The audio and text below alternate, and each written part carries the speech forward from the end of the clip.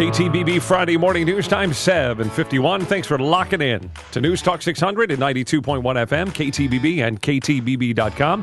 As we do every Friday, we check in with KTBB owner, General Manager Paul Gleiser, and you tell me what's on your mind, sir.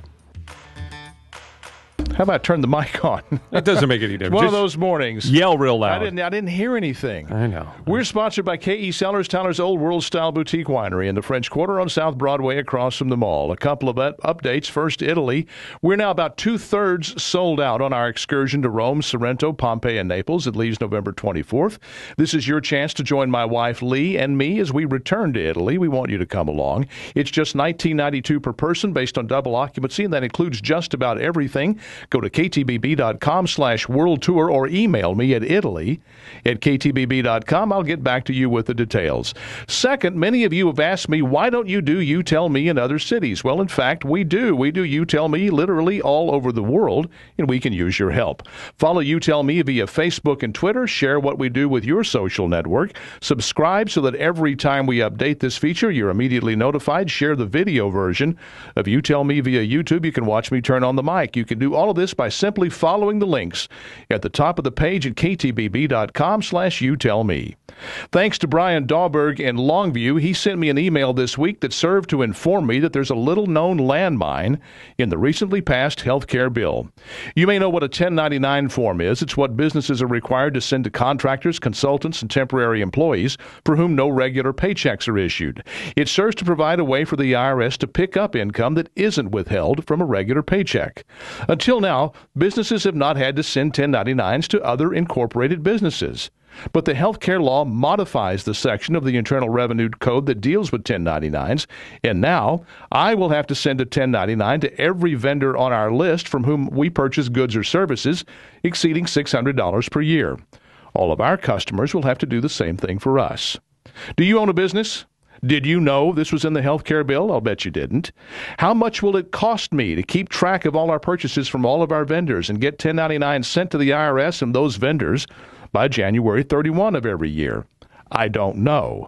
But I can't wait to go tell Kathy Wells, our business manager, that just became an additional part of her job. And by the way, if someone can tell me how KTBB sending a 1099 to Office Depot advances the cause of quality, affordable health care for every American, I'll be glad to listen. I had no idea this was buried in the 2,000-page health care bill. And on the subject of health care, what's it going to cost me going forward under the new law? I don't know, but I'm sure thinking it's not going to cost me less. This is part of a pattern. They're about to pass a 2,000-page financial overhaul bill. What's that going to do to my cost of credit and banking? I don't know.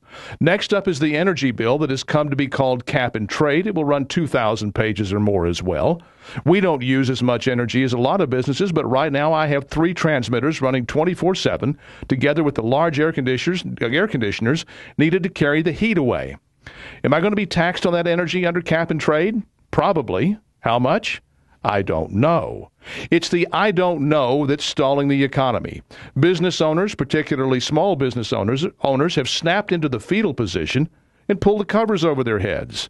The uncertainty brought about by Obama's soaring speeches that lead to 2,000-page bills filled with spiders and snakes, like the 1099 provision, is what's keeping the American economy stuck in second gear. If you want to fix the economy, Mr. President, please go play golf. Promise to play every day.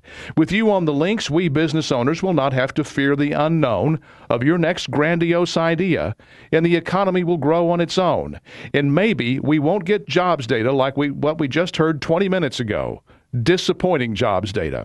That's my word. What's yours? Go to ktbb.com/youtellme. And you tell me. If you have plans for the July 4th weekend, mix up some sangria to go along. The folks at K.E. Cellars will help. They have what has up until now been a very closely guarded recipe for sangria, but they've decided to take off the wraps and share it with everyone. Just go in today, ask them for the recipe. They'll give it to you, and they'll help you pick out the requisite wines. You'll make the best sangria you've ever tasted to act as an accompaniment to your 4th of July celebrations. While you're there, ask them to try the 2007 Keepersall Estate Semillon that has become my chilled summer wine of choice. Tell them to put the $1 tasting fee on my tab. You can do all of this because K.E. Cellars is a working winery with a tasting room. Try any wine in the collection before you buy it. You simply simply cannot get home and be disappointed. K.E. Cellars, Tyler's Old World-style boutique winery in the French Quarter on South Broadway across from the mall, and online at kesellars.com. I consider myself a smart businesswoman.